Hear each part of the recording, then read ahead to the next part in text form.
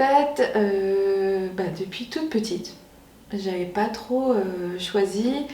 J'ai un peu grandi, j'ai une famille où j'ai un grand-oncle, un arrière-grand-oncle photographe. Donc du côté de mon père, j'ai toujours vu dans les vacances plein de tirages, plein de photos argentiques et tout. Du côté de ma mère aussi, il y a pas mal de tirages, il y a beaucoup d'archives de famille. Et en fait, on grandit un peu avec les images. Et quand j'étais adolescente, j'ai eu envie d'être photographe de mode. Parce que j'étais beaucoup dans les magazines, tout ça et tout. Je disais à mes copines, tu seras la mannequin et moi je serai la photographe, enfin voilà. Chose que j'ai vraiment faite. Enfin, je m'amusais en fait avec mes copines à l'époque. Et puis en 2002, je sais pas. Tu as commencé avec les appareils jetables, Oui, j'avais un... Je sais pas si c'était un Olympus, je me souviens plus de la marque, mais tu sais, les appareils photo tout en plastique, là, type Yashica et compagnie, mais je me souviens plus de la marque. Et je me souviens même être partie on était partis à Rome avec mes parents. Je devais être en CM1, quelque chose comme ça. Et en gros, on avait fait un concours entre mes frères, parce que je suis au milieu de deux frères. Et c'était celui qui fera les plus belles photos de Rome gagnera un appareil photo. Enfin. Donc il y a une culture quand même un peu photo dans la famille. Mon père, il avait un appareil photo réflexe, argentique et tout. Et bon, forcément, moi je voulais vraiment gagner, mes deux frères n'étaient pas dessus non plus. Donc j'ai eu mon appareil photo à ce moment-là. Et donc oui, voilà, ça a commencé, on va dire, très jeune. Et c'était en 2002 où vraiment il y a eu un tournant. J'étais partie à New York, moi j'étais à fond dans hip-hop, tout ça et tout. Et donc j'étais partie à New York et avec un jetable, j'avais fait des photos avec un jetable. Et c'était l'époque des skyblogs. Et j'avais tout mis, j'avais fait mon skyblog, c'était New York State of Mind. Et donc j'avais mis plein de photos. J'étais partie dans des coins type Bronx, Astoria, j'étais vraiment d'accord. J'avais des histoires à dormir debout, je me suis retrouvée dans des... Et t'es partie seule ? Ou toute seule, j'avais 18 ans. Voilà, c'est ça, 18 ans toute seule, la petite blanche dans le Bronx, c'est comment ? Sans aucun souci. Non, vraiment, c'est ce que je te disais la dernière fois, c'est qu'on m'appelait Mamacita, bref, c'était des petits trucs et tout, c'était marrant. J'ai fait pas mal de rencontres super cool, c'était vraiment le cliché new-yorkais. En plus, c'était post 911, tu vois, donc voilà. 9/11 plutôt, mais en gros, c'était... j'étais vraiment dans le New York type clip de Jennifer Lopez et tout. Laisse tomber, j'étais dans mon truc, quoi. Et j'avais tout posté et j'ai eu pas mal de succès sur les photos. On m'a dit c'était trop cool, que ça avait fait voyager, tout ça. Et l'envie d'être photographe qui était toujours restée, vu qu'adolescente, je m'amusais avec mes copines et tout. Là, j'ai dit à mes parents, en fait, je veux vraiment faire ça. Faudrait que je fasse une école, tout ça. Et mes parents m'ont dit, tu fais... à l'époque, il y avait le DUG encore. Tu fais 2 années d'études universitaires et ensuite tu feras l'école. Donc j'ai fait 2 années d'anglais, histoire de combiner toutes. Et en gros, je suis rentrée à l'école en 2003, je crois, c'est ça, 2002, 2003, 2004, je sais plus exactement. Et après, en parallèle de l'école, on devait faire des stages et moi j'avais contacté le magazine The Source à l'époque. Mon rêve c'était de travailler pour Radical. Il a fermé pile au moment où je suis sortie de l'école, donc vraiment pas de bol, quoi. J'avais déjà des contacts, c'était prévu, quoi, mais bon, ça s'est pas fait. Et à The Source, en fait, j'ai eu en contact Leila Si. J'avais demandé en gros un stage et elle m'a rappelé une semaine après, je me souviens encore de ce jour-là. Elle me dit écoute, nous les stages c'est un peu compliqué, la structure elle est pas encore, enfin c'est pas, t'apprendras rien quoi, en gros c'est pas drôle, ça serait pas drôle pour toi. Mais si tu veux on te fait shooter direct en fait. J'étais encore à l'école et je dis bah oui carrément. Et donc là j'ai fait des séances pour... je me souviens plus du groupe de rap, désolée, je me souviens plus. Je crois que c'est Nisée, mais je me souviens plus. Et Philémon. Ouais.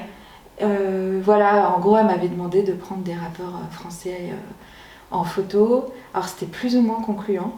C'était pas encore ça. Non, c'était pas ça parce que les conditions de shoot étaient souvent très tard. Parce que on me donnait rendez-vous. Enfin, on me donnait rendez-vous à 18h et c'était déjà la nuit ou des trucs comme ça.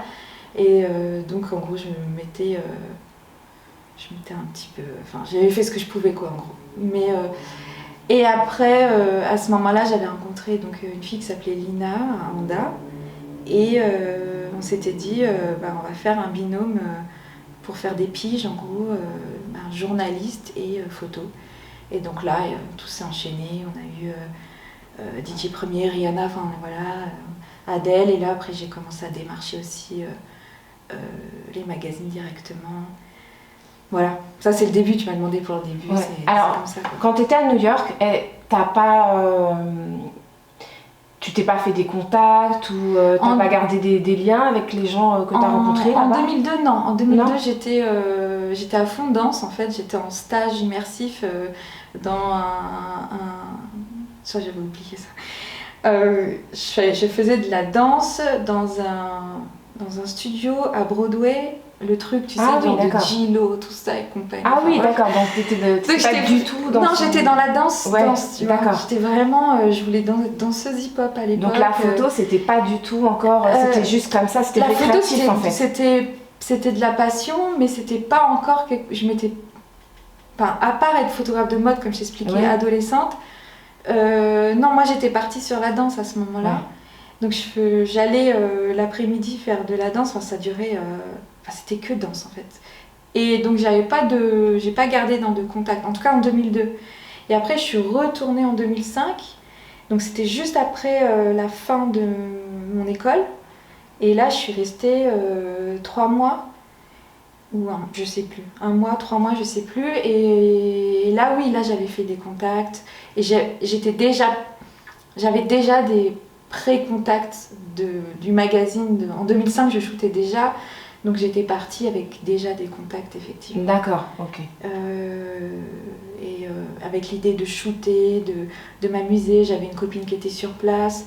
Je l'avais saucée pour partir. On avait fait des photos en mode sur les terrains de basket. Enfin, voilà, là j'étais partie sur... Là t'étais revenue en tant que photographe. Voilà. Ouais. D'accord. Avant t'étais futur Gillo. J'avais un pot de pêche et tout, enfin bref, c'était vraiment... Oui, on l'a tous su. On va pas dire notre âge. On l'a tous su, oui, effectivement. Voilà. D'accord. Okay. Et donc en 2005 je suis revenue. Après, l'idée c'était de revenir avec des images de New York, toute une atmosphère pour après démarcher les magazines en 2005 où j'avais fini l'école. Et à ce moment-là, le Radical a fermé, ça a été la crise. C'était le 2005, c'était la fameuse crise première, pas la première, mais en gros, pour moi en tout cas, c'était la première crise économique où on a commencé à nous dire il n'y a pas de budget, il n'y a pas ci, il n'y a pas ça, etc. Et d'où les magazines qui fermaient. Mais après, j'ai continué à faire des photos jusqu'à longtemps, mais en gros, ça a commencé, on va dire, officieusement en 2002 et officiellement en 2005. Quoi. Donc ça date. D'accord.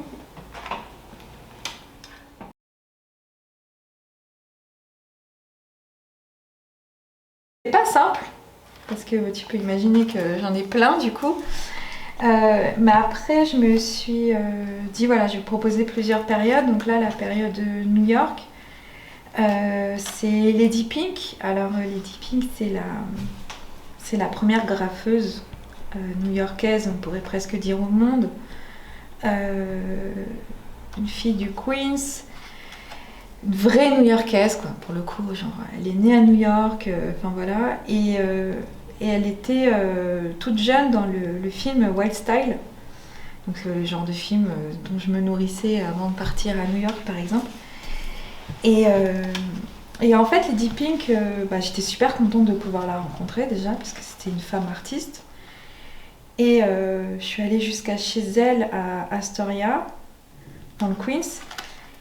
Et elle m'a un peu impressionnée. Enfin, elle a tout un univers chez elle. Ça, c'est chez elle. En fait, elle avait peint tout un mur exotique, quoi. Il y avait des perruches qui se baladaient chez elle et tout. Et en fait, je sais pas si ça se voit là sur la photo, mais en fait, elle a une perruche qui a atterri sur sa tête. Enfin, je la trouvais super. Elle avait plein de charisme, plein de prestance. Et elle me faisait penser aussi, en tout cas la photo, j'étais contente parce que ça me faisait penser un peu au tableau de Frida Kahlo. J'allais dire la même chose. Ça fait très Frida Kahlo en fait cette photo. Quand j'ai shooté, je le voyais. Je suis pas. En plus j'avais vu une exposition de Frida Kahlo la première fois que j'étais partie à New York en 2002 au musée. Il y avait une expo que sur elle et tout. Donc oui, elle a fait partie des inspirations, tu vois, peinture. Et donc voilà, c'est pour ça que j'ai choisi cette photo. Elle est en couleur. C'est une femme, une vraie New-Yorkaise, et qui était dans le milieu hip-hop et street depuis le début. Je veux dire, c'est une pionnière. Donc pour moi, elle était hyper importante à montrer. Et tous les gens que j'ai pris en photo à New York, en fait, c'est des personnes, c'était des jeunes créatifs ou des moins jeunes. Et je trouvais ça intéressant de montrer les moins jeunes aussi. Et c'était ces posts, les attentats du 11 septembre. Et donc je sais qu'il y a eu une période qui était assez down pour eux. Et en 2005, c'est un peu le renouveau des tendances créatrices, artistiques. Les gens ont rebondi à peu près vers 2005. Et en fait, tout mon travail, ça a été de rencontrer des jeunes, des créateurs de cette période-là. Donc voilà, je trouvais ça intéressant. Après, Lady Pink, elle est là depuis longtemps. Voilà. Mais c'était pour moi un honneur de la rencontrer. J'étais très très très fière, très contente. Mais comment vous avez fait le contact toutes les deux ? Je crois que j'y suis allée au culot. Après, c'est l'époque, la grosse époque MySpace. Et ça, je peux dire que vraiment, merci MySpace. Ça a été c'était tellement bien cette époque où en fait, les gens, c'était vraiment eux derrière. C'était assez personnel. C'était à petite échelle parce que c'était pas aussi gros que maintenant Instagram et tout. Et en fait, il suffisait des fois de contacter les gens directement. Puis il y avait des artistes plutôt underground, qui étaient super contents qu'on s'intéresse à eux. Je sais pas comment expliquer. Et il n'y avait pas le truc du community management. Non, c'était beaucoup plus simple en fait. Ouais. C'était hyper abordable. Et j'ai abordé plein de gens comme ça en fait sur le culot, en montrant mes photos, en disant voilà, j'aimerais vous prendre en photo. Et en fait, ça avait pas de... En fait, c'était super free quoi. Tu penses que ce qu'il y a maintenant, en fait, justement, qu'il y a un community management derrière qui s'occupe d'un artiste, ça coupe les liens de rencontres entre deux artistes, justement ? C'est moins facile, on va dire. Je sais que derrière des Instagram, il y a vraiment les gens. Il y a des artistes, c'est vraiment eux derrière. Mais moi, ce qui me bloque plus, c'est qu'en fait, quand on écrit sur Instagram, si on n'est pas connecté, si on n'est pas suivi par l'un ou l'autre, je ne sais pas comment expliquer, on est en demande. On a le message qui est un peu caché et en fait on est sur des milliers, des millions des fois de followers. Bon, après moi je vais pas aborder ceux qui sont en millions de followers, mais ce système-là, en fait, on est vite caché par l'algorithme, on est vite caché par cette partie demande, message non lu. Qui va faire barrière en fait. Je sais même pas si c'est le community management qui fait barrière, je pense que c'est vraiment l'application en elle-même qui est pas propice à des nouvelles rencontres en fait. Moi c'est comme ça que je le perçois. C'est pas comme avec MySpace où il y avait le gros truc rouge, un message en... Enfin, ça apparaissait tout de suite, la notification, et donc en fait, il y avait... On me lâchait pas des vues, quoi. Enfin, je sais pas comment expliquer. C'est pas genre on lit vite et puis on lâche des vues, puis on passe à autre chose, on est speed, on a on a une centaine de messages en attente. Voilà, je pense que c'était beaucoup plus personnel, à échelle humaine, et donc forcément beaucoup plus abordable. Et donc j'ai contacté plein de gens comme ça, enfin grâce à MySpace, mais pas que. Après, c'était des artistes qui me disaient « Ah, si tu veux, tu peux contacter un tel de ma part. » En fait, ça a été beaucoup une chaîne un peu comme ça, ininterrompue. J'ai eu une super histoire des fois. Enfin, c'était des gens qui travaillaient dans le streetwear qui me... Ça, c'était une fois, c'était gratuit. Il a pris son portable et... Il a noté tous les numéros de téléphone, il a fait attends, tu prends un tel. Même si c'était des gens que moi je ne connaissais pas, c'était des personnes qui étaient des fois influentes dans le streetwear, vraiment de manière confidentielle, et du coup eux, hop, ils me faisaient recontacter des gens. Enfin, c'était magique, quoi. C'était, je sais pas si maintenant ce serait comme ça. Je sais pas du tout. Je me suis posé la question, mais effectivement, il y a plus d'agents derrière les pages Insta, il y a plus de... Voilà. J'ai eu des... En tout cas à New York, après c'est peut-être une mentalité qui est différente.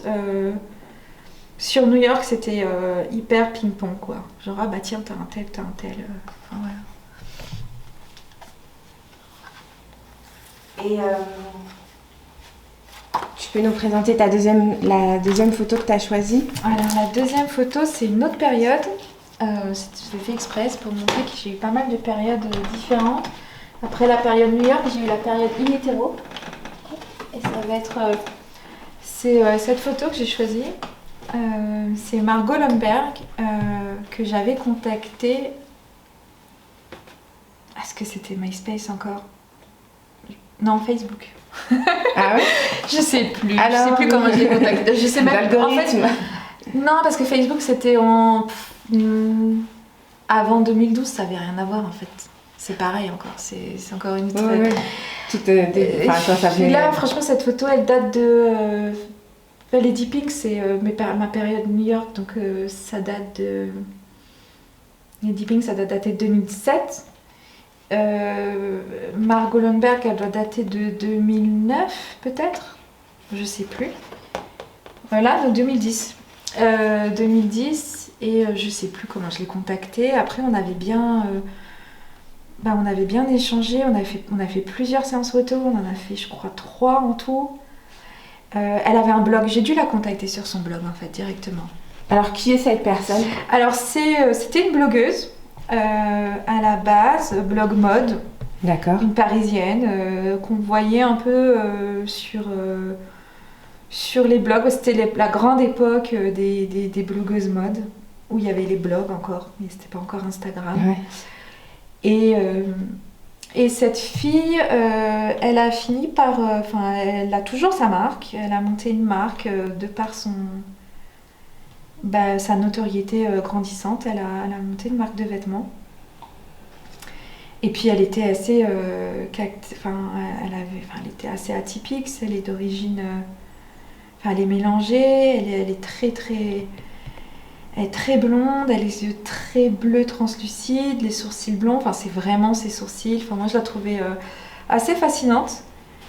Et cette photo est sortie, c'était la première fois que je la voyais, j'ai shooté chez elle. On avait fait beaucoup de photos, enfin j'avais dû faire 2-3 pellicules avec elle, j'étais assez contente de la rencontrer. Et je sais pas, elle est très mince, hein. Voilà, avec son tatouage de plume, il y avait cette douceur comme ça qui est sortie de cette photo. Et je l'ai choisie parce que j'avais travaillé à ce moment-là sur un projet de livre, de livret, d'exposition. Elle a été exposée à Londres, elle a été exposée au FR, une librairie...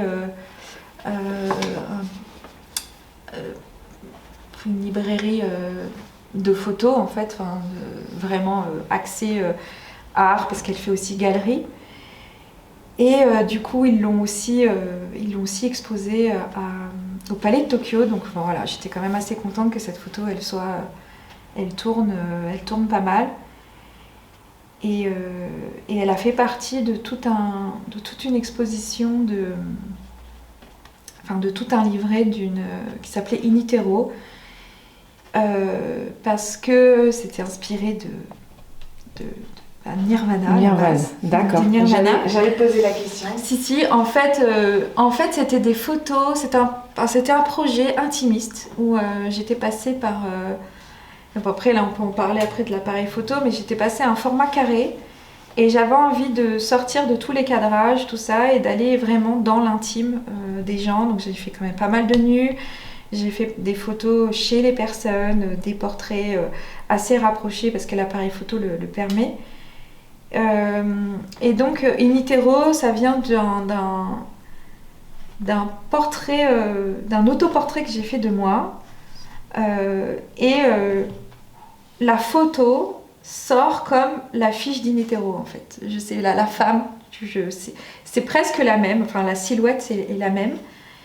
Et il y avait une fois, je me souviens, je cherchais le titre de ce projet, et puis j'écoutais en même temps, à ce moment-là, j'ai écouté Nirvana, In Utero. Et j'ai bugué tout d'un coup, et je regarde la pochette, je regarde ma photo, et je fais bah oui, c'est logique. Et puis en plus, In Utero, c'est ce qui sort de ton utérus, c'est un peu le bébé, quelque chose qui vient des tripes. Et je sortais de toute la période New York qui était très street, très hip-hop, pour rentrer dans quelque chose de beaucoup plus intime.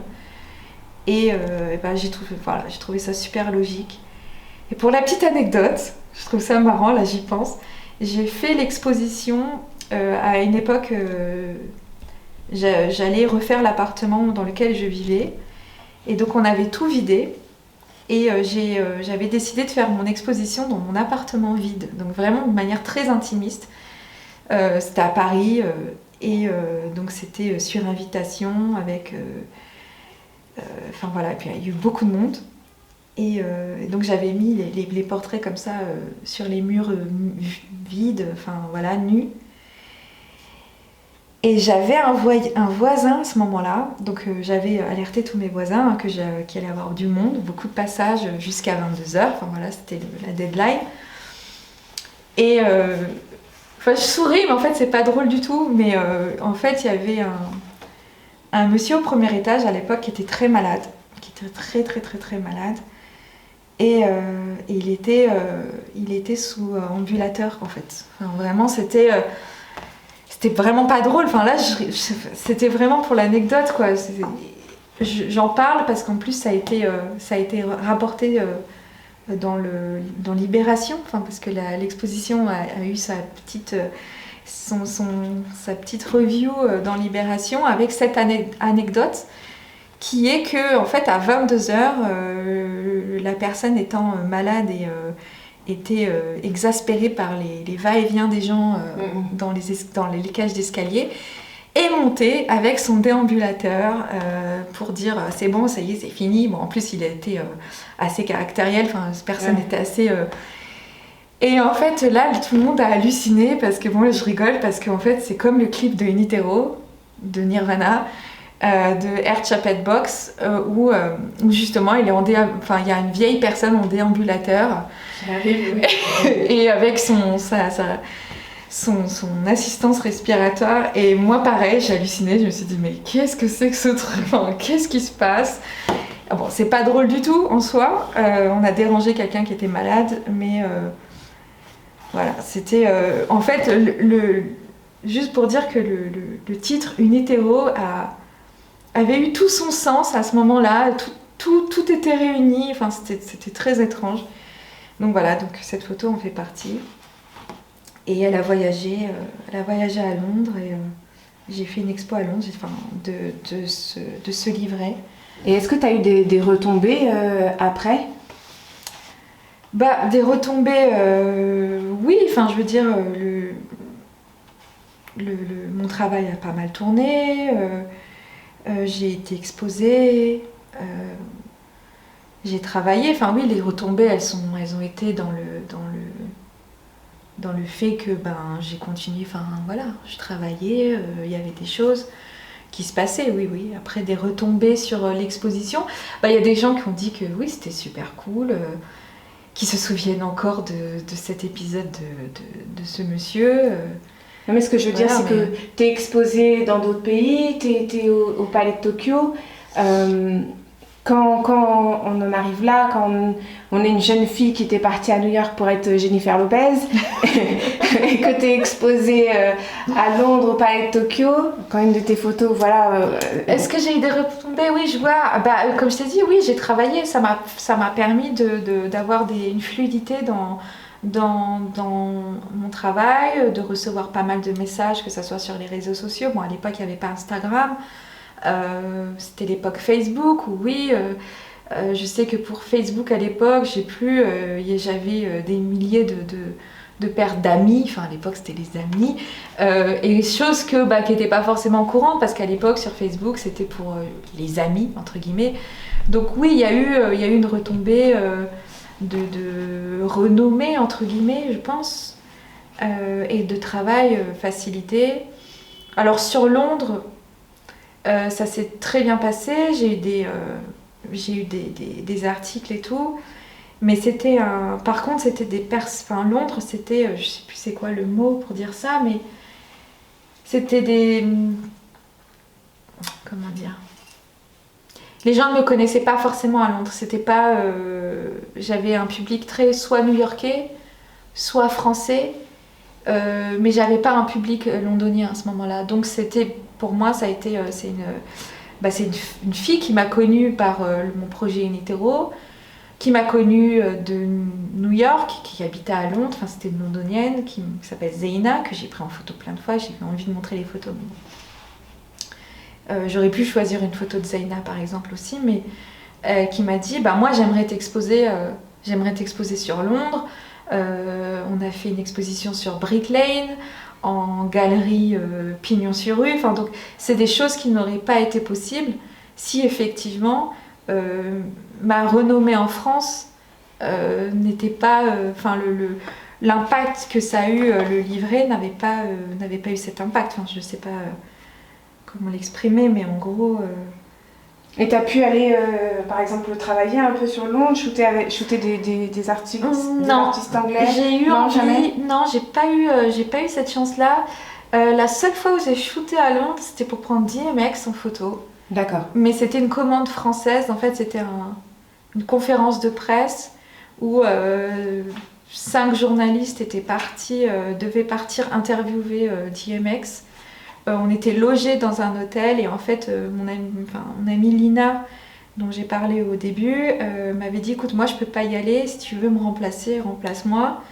J'ai aucun talent de journalistique, mais alors strictement aucun, je suis très très très très réservée et je me suis retrouvée face à DMX.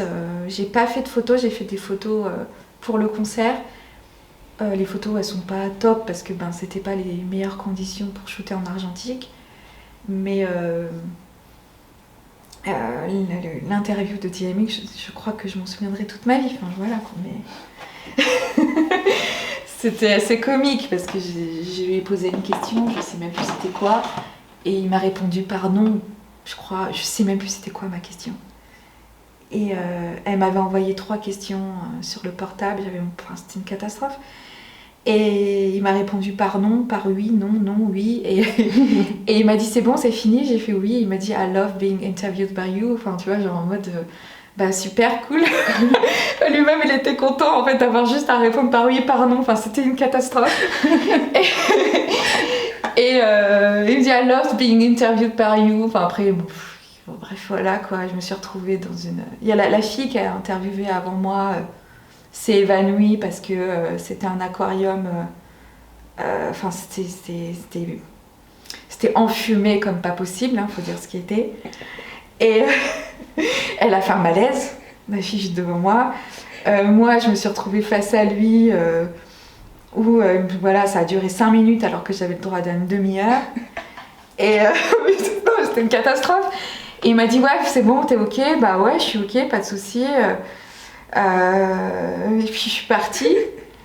Et puis je reçois un message pas longtemps après de la maison de disques DMX pour me demander mon autorisation de figurer dans le DVD du show, là, de l'after show, enfin, tu sais, les coulisses, tout ça. Moi, j'ai dit non, j'ai fait non, surtout pas. Parce que l'interview était, enfin, c'était juste pas possible, en fait. Enfin, voilà, donc là, c'est la seule fois que j'ai shooté à Londres, on va dire. Mais je m'en souviendrai, voilà, paix à son âme. Voilà, c'était marrant. Enfin, j'ai plein d'anecdotes comme ça, enfin, Et donc, passons à la troisième photo. Et la troisième photo, attends, faut que je te la trouve par contre, désolée. La troisième photo, c'est plus récent. J'ai décidé de montrer quelque chose qui était beaucoup plus récent, qui est un tout autre pan. Et en fait, c'est une fille qui s'appelle Joumana, que j'ai voulu shooter depuis 2013. Et elle a été tellement compliquée à... Faut que je te la retrouve, hein, désolée. Elle était tellement compliquée à shooter, juste parce qu'elle était super... elle est dans son monde, dans sa lune et tout, c'est celle-là. Je sais pas si tu la vois. Je te l'enverrai. Il faudrait que je me rapproche un peu. Attends, je te rajoute la luminosité. Ah, tu me l'enverras. Ok. Alors ça, c'est Joumana, que j'ai shooté donc en 2019. En fait, c'est une fille que je voulais shooter depuis 2013. Enfin, je le raconte même en dessous de la photo. En fait, je voulais la shooter en 2013 et elle était trop compliquée, trop compliquée à choper, si on peut dire ça comme ça. Et elle était toujours à droite et à gauche, et puis j'ai fini par la voir en 2019. J'aime bien raconter cette histoire. Bon, elle a une histoire de dingue. Elle a une histoire de dingue, et c'est pour ça que je voulais la mettre en avant aussi, parce que c'est une réfugiée de guerre, malgré elle. Parce que c'est une fille qui a voulu, quand elle était petite, en Syrie, je trouve ça intéressant de savoir qu'en Syrie, elle a tiré au sort la deuxième langue, la langue qu'elle allait apprendre à l'école. Donc il y avait allemand, français, anglais, voilà. Et elle est tombée sur français. Et donc elle a fait des études de français et elle a gagné elle a fini par elle était professeure de français en Syrie, à Damas. Et elle a gagné un concours de littérature, d'écriture française. Son prix, ça a été de venir à Paris. Donc c'était la première fois qu'elle voyageait, première fois qu'elle prenait l'avion, qu'elle traversait les frontières syriennes. Et elle s'est retrouvée à Paris toute seule pour le prix. Et puis la guerre a éclaté pile à ce moment-là. Et elle n'a jamais pu retourner chez elle. Voilà, donc depuis le début de la guerre, alors là du coup j'ai pas la date, mais je crois que c'est 2013, il me semble bien. Oui, parce qu'elle était arrivée en 2013, oui. 2012-2013, la guerre qui éclate en Syrie. Et depuis ce jour-là, elle est en France. Et elle n'a jamais revu sa famille. C'est une histoire complètement de dingue. Elle a pu revoir quelques-uns de ses frères. Je sais pas si elle a revu ses parents. Elle a vu ses frères et sœurs, je crois, parce c'est la plus jeune de une fratrie de 9 enfants. Alors je ne veux pas dire de bêtises, mais on va dire de beaucoup d'enfants. Et elle a revu ses frères qui ont pu traverser la frontière et elle les a revus en Turquie.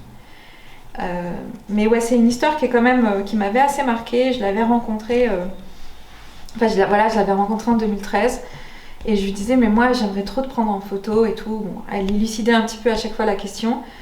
Et elle a bien voulu au final, en 2019, j'ai pas lâché l'affaire. Et du coup, pour la petite anecdote, juste pour dire à quel point je suis un peu impatiente, c'est que j'avais rendez-vous avec elle, je sais plus à quelle heure, et je vois qu'elle est toujours pas là. Et là, elle me dit non, mais je vais chercher une robe de mariée. Tout ça, et je me dis mais pourquoi me chercher une robe de mariée? Enfin, voilà, mais après, je sais que les Syriens, les Syriennes, c'est des femmes très, très, très, très coquettes. C'est des femmes très coquettes.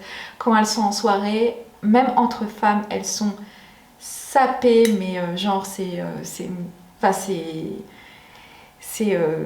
n'a rien à voir avec les Françaises, les Parisiennes, enfin, rien à voir. Et en fait, du coup, elle me dit non, mais je viens avec une robe de mariée. Là, elle me faisait tout. Elle a fait tout Paris pour chercher une robe de mariée. Enfin, et moi, je disais, mais t'as pas besoin d'une robe de mariée parce que j'aime bien prendre les gens en photo tels qu'ils sont, sans mise en scène, sans trop d'artifice, pas trop maquillée. Enfin voilà, moi j'aime bien, voilà, un peu comme McDo, venez comme vous voulez. Enfin voilà, c'est vraiment ça me faisait. Enfin voilà, limite, je dénude les gens même tellement je les veux au plus simple. Et en fait, donc elle débarque avec cette robe de mariée. Et sur le moment, je me disais, bon, c'est peut-être un peu trop. Enfin, ça, c'est ce que j'ai dans ma tête à ce moment-là. Mais c'est pour dire que voilà, il y a des imprévus comme ça que je trouve, que les gens m'apportent. J'ai plein d'autres histoires comme ça, hein, mais il y a des gens qui m'apportent comme ça dans les photos où c'est pas moi qui décide des choses. Et donc elle vient avec son voile blanc, sa robe blanche. Et moi, il faut savoir que cette fille n'est pas mariée, hein, en tout cas pas là quand je l'ai prise en photo. Là, j'ai pas de nouvelles. Mais en gros, elle est apparue du coup d'une force et d'une pureté en fait devant l'appareil photo. En fait, c'était tout ce que je voulais, quoi. C'était la montrer, elle, super forte, super pure, parce que je connais son histoire, je sais comment elle est. Enfin voilà, donc en gros, sa robe de mariée, elle était parfaite, quoi. C'était juste pour dire que c'était des fois, genre, je suis là en train de râler, parce que j'ai d'autres histoires comme ça où je râle un peu parce que les gens sont en retard ou quelque chose comme ça, et en fait, c'est le cadeau, quoi. Voilà. Et cette photo, c'était juste pour elle ou dans le cadre d'une expo? Non, pour le coup, c'était pour moi, vraiment, parce que je voulais montrer des gens qui, de manière générale, ne sont vraiment pas montrés. Vraiment, là, j'étais partie sur les invisibles, on va dire. Une femme voilée, une Syrienne, réfugiée de guerre, c'est pas du tout ce qu'on a l'habitude de voir. Et moi, c'est des gens que j'ai pu rencontrer. Enfin, j'ai été en contact de beaucoup de Syriens à un moment donné, de Syriennes. Et c'est des femmes qui sont d'une gentillesse. J'ai même pas de mots pour dire tellement c'est des personnes adorables. Et que je voulais leur rendre, quoi. Enfin, elles ont été tellement gentilles avec moi. Enfin, j'ai travaillé pour des Syriennes. Voilà, c'est des petits trésors. Et elle, en l'occurrence, c'est une fille... il n'y a pas un pet de méchanceté, quoi. Et c'est pour ça qu'elle est arrivée pure. Et je me suis dit, mais en fait, c'est parfait, quoi. Enfin, moi, je les adore, les Syriennes.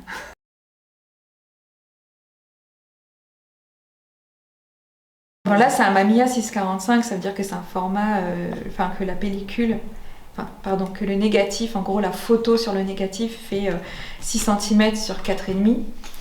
Mais en vrai, ce qui s'est passé, c'est que j'étais allée à l'école de photo. J'avais un Pentax semi-professionnel qui était à ma mère. Qui était très bien parce qu'elle avait un bon objectif. Je crois que je l'ai revendu. Il faisait beaucoup de grains, enfin bref, il était bien. Mais c'était un semi-amateur. Sachant que moi j'ai fait l'école de photo juste avant la transition du numérique. Je suis la dernière promotion de l'école où on a eu de l'argentique. Les autres sont passés au numérique. Donc vraiment, c'était vraiment... La deuxième année, on a eu genre un petit pseudo-cours numérique. On avait un Canon 20D. Enfin, c'était... Bref. D'où comment dire, le mal que j'ai avec le numérique, c'est que enfin, moi je suis arrivée vraiment à cette jonction, à cette transition numérique, et j'ai tout appris en argentique à l'école et tout, donc bon voilà. Mais en fait, ce qui s'est passé avec ce Mamiya 645, c'est que donc j'étais avec le Pentax, et je pense qu'à l'époque j'avais mon site internet et un Skyblog, ou les deux, ou je sais plus. Et un gentil garçon, alors j'ai oublié son nom, je suis vraiment désolée pour lui s'il voit ça. Je me souviens de son visage, je me souviens très bien de comment il parlait, mais en gros, il m'envoie un message, je le connais ni d'Ave ni d'Adam, il m'envoie un message et il me dit écoute, moi j'ai un appareil photo qui prend la poussière chez moi, donc c'est le Mamiya 645. Il prend la poussière, je te trouve talentueuse, mais je sens que t'es limitée. Que t'es limitée par ton matériel, quoi, en gros. Et moi, j'aimerais te montrer ce que c'est le moyen format et tout. Bon, sachant que je connaissais le moyen format à l'école, on travaillait sur de la Hasselblad. Donc là, on était sur encore un autre niveau. Mais au final, il me dit écoute, moi, je te le prête. Je te prête mon appareil, je le connaissais pas, hein. Je te prête ma cellule et tu m'en diras des nouvelles. Donc je dis ouais, carrément, hein. Il habite à Paris, donc on se rencontre. Il me prête son appareil photo, gros coup de foudre total. Et donc 3 mois après, il me dit alors qu'est-ce que t'en penses et tout. Je fais écoute, moi je te le prends, hein, je te l'achète. Et donc il me l'a vendu pour un prix dérisoire et c'est mon appareil qui est parti à New York, qui est parti en Inde. Alors c'est pas du tout le plus pratique, hein. Bon, là il est cassé, il a été réparé même à New York par des gens qui travaillent, enfin des Japonais qui travaillaient à l'usine Mamiya à l'époque. Donc voilà, il était comme neuf, mais là il a plus que vécu, le pauvre. Le ressort est cassé, enfin voilà, je l'ai abandonné. Et en fait, il est drôle parce que, pour l'anecdote, en gros, je shootais comme ça. Enfin, je me baladais comme ça, en fait.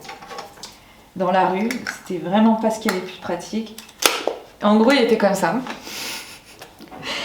Je me baladais avec, comme ça. Alors, j'avais mon bras droit beaucoup plus musclé que l'autre, du coup, parce qu'il est quand même assez lourd. Et en fait, c'est un format aussi qui est paysage. Enfin, en gros, le rectangle est en paysage. Et pour shooter, je faisais ça, quoi. J'étais en gros, je me tournais, sachant que, c'est inversé gauche-droite. Donc en gros, quand je shootais, j'avais la tête en bas, enfin bref. Mais ce qui était drôle, c'est qu'au final, mon cerveau commençait à se faire à cette inversion et je voyais même plus l'inversion. Enfin, je voyais la photo, mais droite, enfin, c'était très étrange. Et il m'a fait des... Voilà, il a servi de 2005 à... J'ai dû l'abandonner en 2009, je crois, parce que le ressort, et puis parce que en France, il n'y a personne, il y a pas de... Enfin, en tout cas, si vous en connaissez, moi je suis preneuse, il n'y a pas de Japonais qui ont travaillé à l'usine Mamiya et qui peut me réparer ça proprement, parce que... À ce qui paraît, il avait été réparé. Il avait été révisé en France et à ce qui paraît, ils avaient fait n'importe quoi dedans. Donc, et les Japonais m'ont dit non, c'était une catastrophe. Ils m'avaient tout remis à neuf. Donc voilà. Et au final, après, je suis restée... ça, c'est le Mamiya 645. En parallèle, j'avais acheté un Nikon FE2 parce que... Et j'aimais bien, je me sentais quand même limitée à porter mon appareil photo comme ça à bout de bras. Et du coup, je suis partie en Chine, avec. Et là, on est sur du reportage, donc on est sur du 24-36. Et j'aime bien, il fait du grain. Il n'a pas une netteté, enfin je sais pas, je le trouve hyper... Enfin, je l'aime bien, mon Nikon, quoi. Puis il est bien costaud. J'aime pas les appareils photo plastiques. Là, on est sur du métal. Enfin voilà, moi je suis un peu... Je préfère qu'il pèse plus lourd. D'ailleurs, en plus, ça permet une stabilité plus intéressante en plus. Là, il ouvrait à 1,2, enfin 1,8 pardon. Et enfin voilà, je l'aimais bien. Ça, c'était juste pour sortir du format, du moyen format.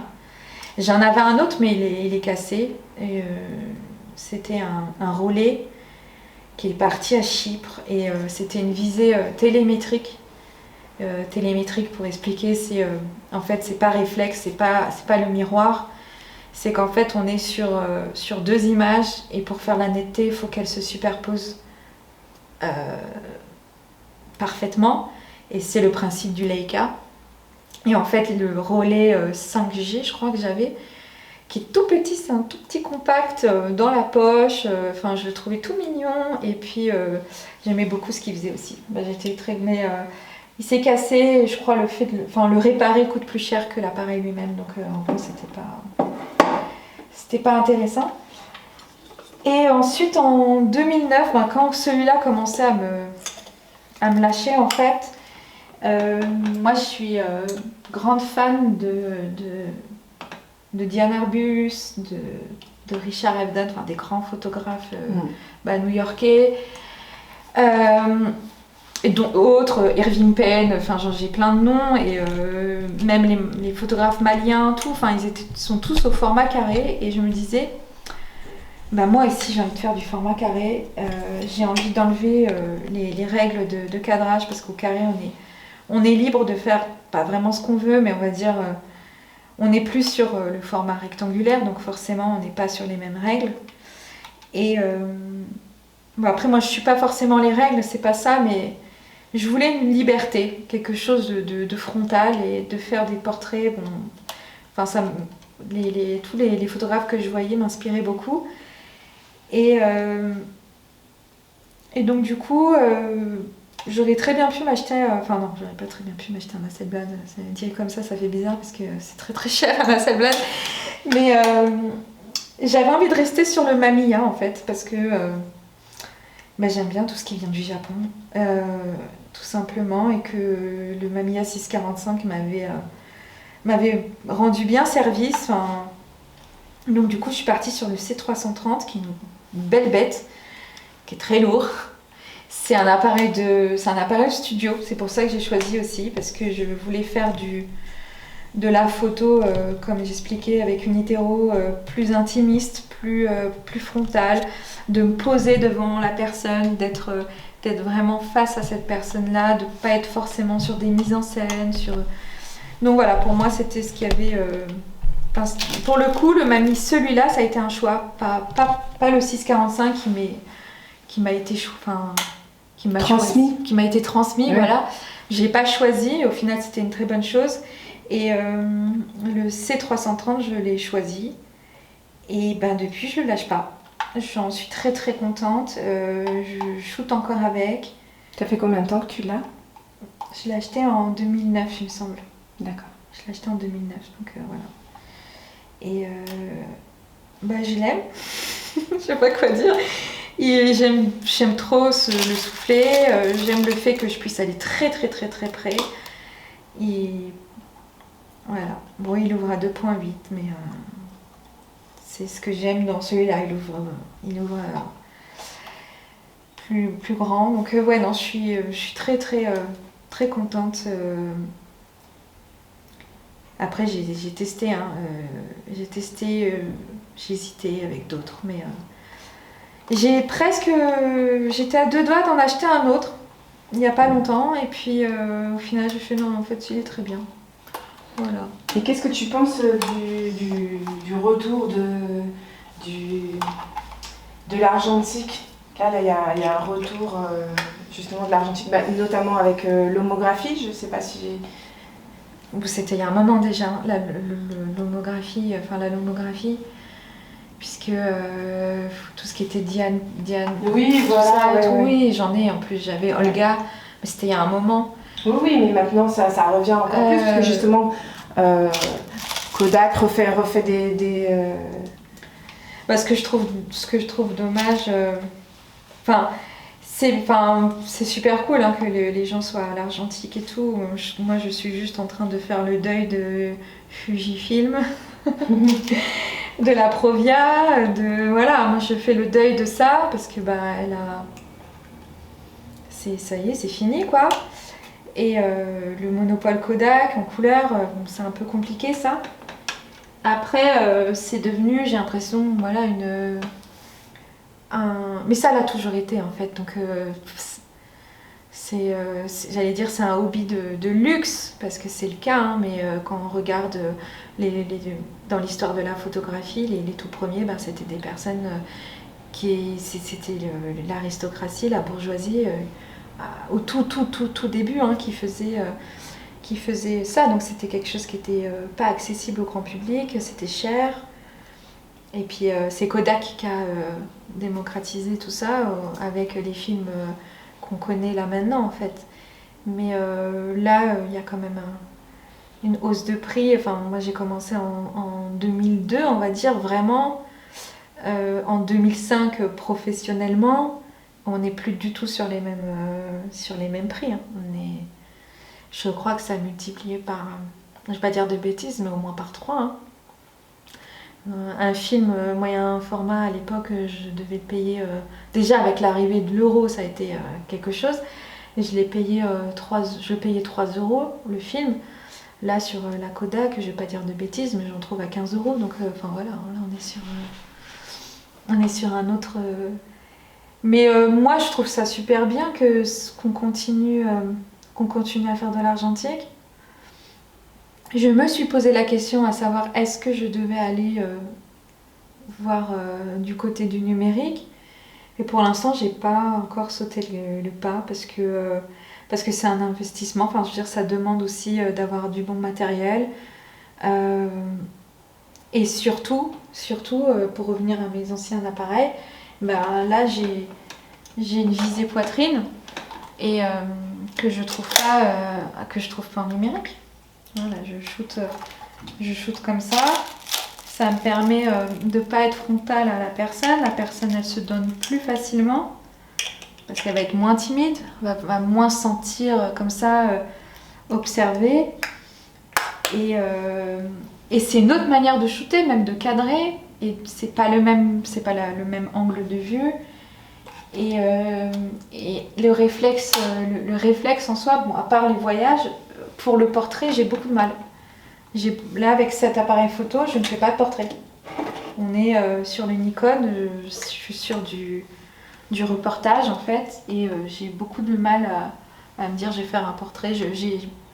J'aime pas le format rectangulaire long du 24-36 pour un portrait. Voilà. Mais ça, c'est mon habitude et c'est aussi tous les photographes que j'ai pu aimer depuis tout ce temps-là. Mon œil s'est habitué en fait. Et donc, du coup, le numérique, pour l'instant, j'ai du mal. Voilà.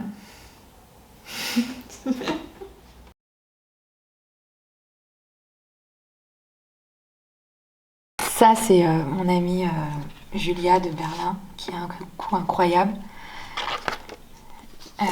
C'est plein de... Alors, c'est pas forcément des tirages qui sont réussis, ceux-là, d'ailleurs. Celui-là, il est mal... J'ai eu une période avec Mais un pote...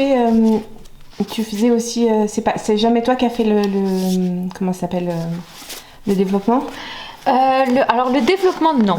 J'avoue que j'ai pas de labo chez moi, mais j'ai eu toute une période avec un pote où il y avait un laboratoire à l'hôpital Saint-Louis de Paris et une association, et en fait je me suis éclatée à tirer. Alors je crois que c'est pas les bons tirages ceux-là, ça c'est ceux qui sont pas forcément bien exposés, tout ça et tout. Et en fait, je me suis éclatée j'adore tirer aussi. J'adore tirer. D'ailleurs, mon professeur de labo, à l'époque, qui était tireur pour Sebastião Salgado, on dit, qui est un photographe brésilien. Il nous disait un truc, et ça c'est vrai, c'est que quand on sait tirer, on sait faire des photos. C'est-à-dire que en fait, on comprend comment ça s'appelle, la chimie et la manière dont on va exposer. On va finalement réussir en gros à bien exposer ces photos parce qu'on aura compris comment ça fonctionne au labo. Je sais pas comment exprimer, mais c'est vrai de vrai. Ça veut dire que ça a été mon déclic pour bien exposer une photo. Ça a été à l'école où ça c'est mal tiré, mais en gros, à partir du moment où j'ai compris comment on tirait une photo, j'ai réussi à bien exposer. Et donc, si j'avais un conseil pour quelqu'un qui voulait faire de l'argentique, c'était de quand même savoir faire des tirages photo. Des tirages, ah bah oui, clairement. Ça, c'est Stéphane, c'est un autre photographe. Oui, je sais. Et tu l'as rencontré comment, lui ? Alors, bah là, j'étais à l'école photo et je le trouvais... Enfin, moi, j'aimais beaucoup son travail et on devait faire un travail, c'était à la manière d'eux, et tout le monde avait choisi des photographes connus, tout ça, etc. Et Stéphane, il était connu, mais dans son milieu, on va dire. Et je l'ai contacté, tout simplement. J'ai dit, voilà, moi j'aimerais travailler sur ton travail et tout. Est-ce que tu peux répondre à quelques questions ? Donc je lui ai fait un interview. Et il a trouvé ça super cool. C'est à l'époque, voilà, les gens y répondaient, il n'y avait pas de problème. Et au final, on s'est rencontrés sur Paris et puis il m'a un peu prise sous ses ailes en fait, sous son aile, voilà. Il disait, il me présentait souvent, il disait ouais c'est la relève, parce que j'étais un bébé, hein, j'avais 21 ans.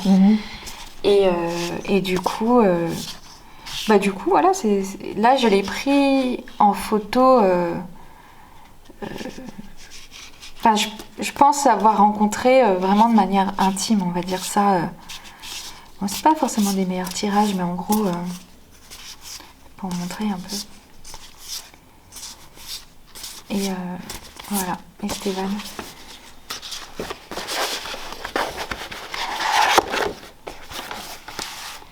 Et je sais plus, je t'ai montré ça. Non, ouais, c'est en fait les vrais tirages, ils sont là, mais. C'était limite mes cartes de visite en fait. Je les avais toujours sur moi. C'était ça que j'avais toujours sur moi. Des petits formats comme ça. Et en fait, quand on me demandait ah ouais, t'es photographe, qu'est-ce que tu fais et tout. Ah bah tiens, regarde, je peux te montrer. Ça avait toujours plus d'impact de voir les tirages en gros. C'était ton Instagram. Bah à l'époque, il n'y avait pas Insta, hein. Ouais. Faut dire ce qu'il est. Hein. Ou alors, et en 2012, c'était le tout début, c'était encore les filtres là prédéfinis là, de Insta avec que les photos de copains, copines. Oh, c'était pas du tout comme maintenant. Tiens, j'ai mes livrets. Attends, ça c'est d'autres tirages, je sais plus ce que j'ai. Et là c'est une hétéro. Ah. En fait, en fait, c'est présenté comme ça souvent. Je vais pas l'ouvrir. Une pochette. Oui. J'avais travaillé avec ça c'était trop bien. C'était une copine à moi du lycée qui était devenue graphiste. Et j'aimais beaucoup son travail. Elle aimait beaucoup mon travail. Bah tiens, il est tout propre celui-là. Et en fait, on a travaillé sur 2 livrets ensemble, ces 2-là. Et j'ai trouvé ça trop cool. Bah tiens, c'est la photo. Bon, j'aime pas trop montrer, mais. Qui a inspiré une hétéro. Tu vois ? Bah si. C'est obligé. Mais il est plus en vente. Et ça y est, il est en rupture de stock celui-là. Et donc voilà, j'avais fait un livret une hétéro. D'accord. Avec ça c'est ma mère. Ça c'est la fille avec laquelle j'ai travaillé, la graphiste, que j'ai retrouvée longtemps après. Et j'étais trop contente de la retrouver. Donc voilà. Et donc ça c'était une hétéro, c'était le premier livret, ça a été pour l'exposition que j'ai fait chez moi. Et ça c'était le deuxième livret, c'était le livret de l'exposition à Londres. Donc alors là c'était marrant parce que c'est un livret photocopie, Xerox là comme on dit là. Ouais. Et on l'a plié, on a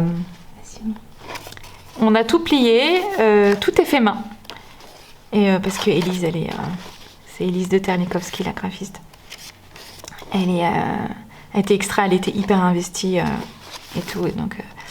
Et ça, c'était le livret de l'expo qu'on avait trouvé, même le tampon, tout était fait main. J'avais adoré faire ça. Ensuite, qu'est-ce que je peux te montrer j'ai ça, parce que je ne peux pas ne pas parler de Marilou. C'est pas possible. Hop.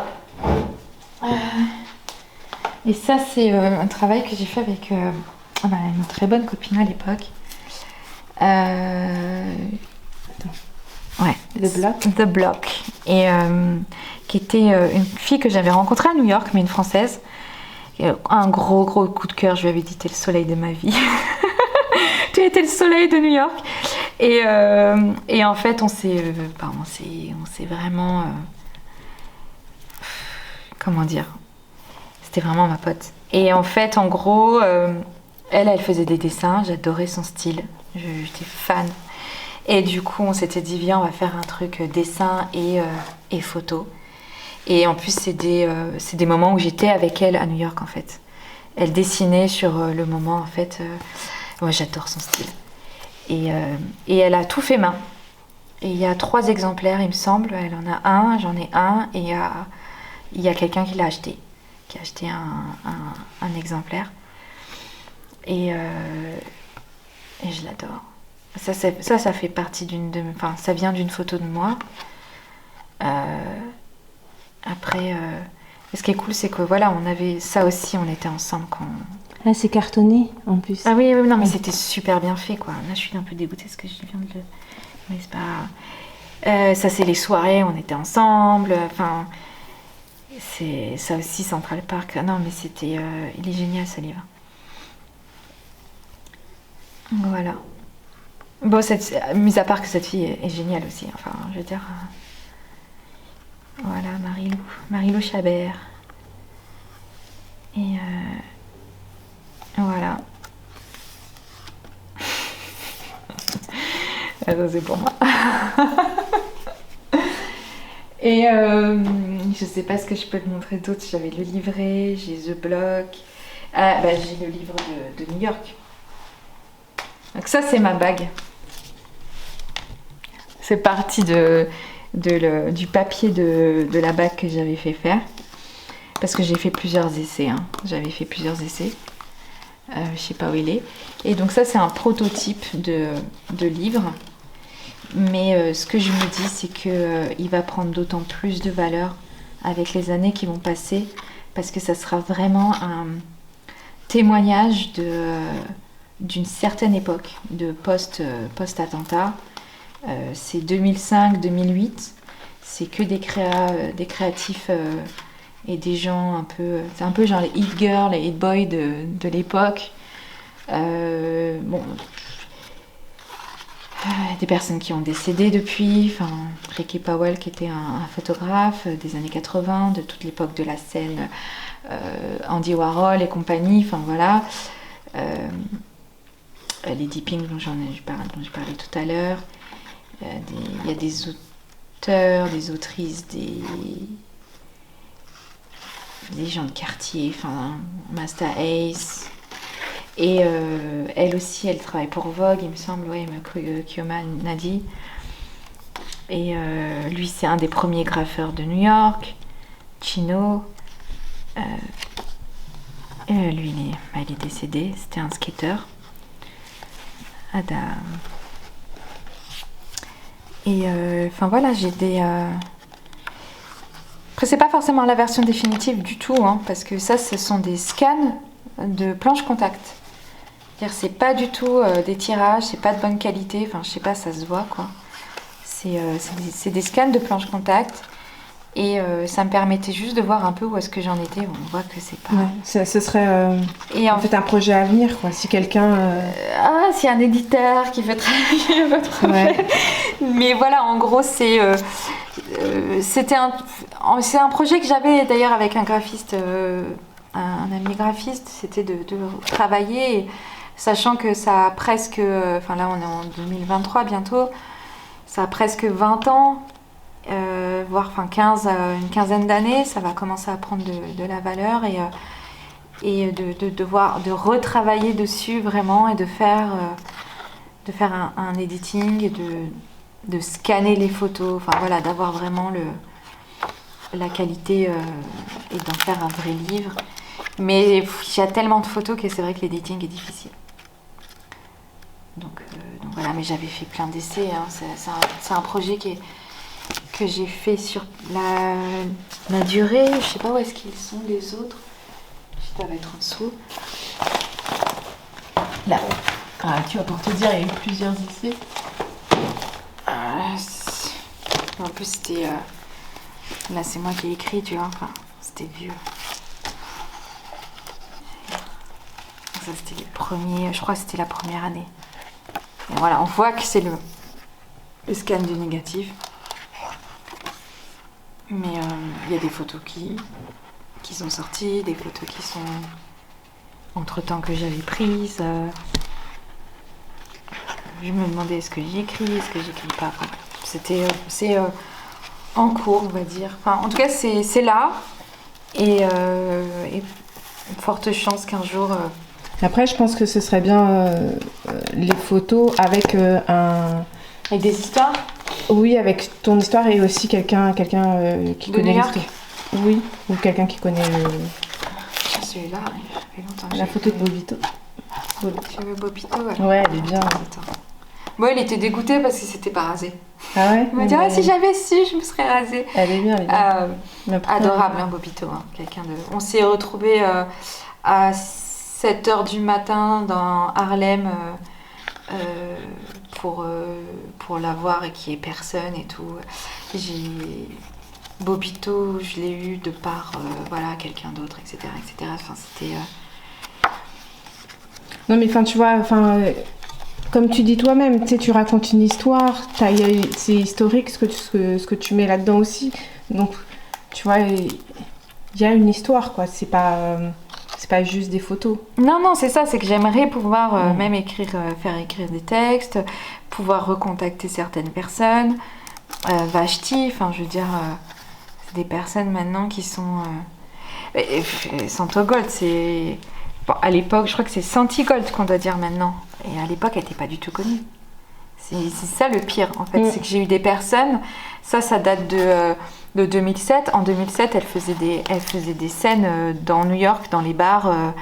Elle n'était pas connue du tout. Et c'était un mec de Craig Witherby, qui est un photographe de Frank 151, je sais pas, 151 là, qui m'avait dit faut que tu la prennes en photo, elle va cartonner. Et voilà, tu te dis ah bah ok, et hop, tu la prends en photo. Mais déjà, bon,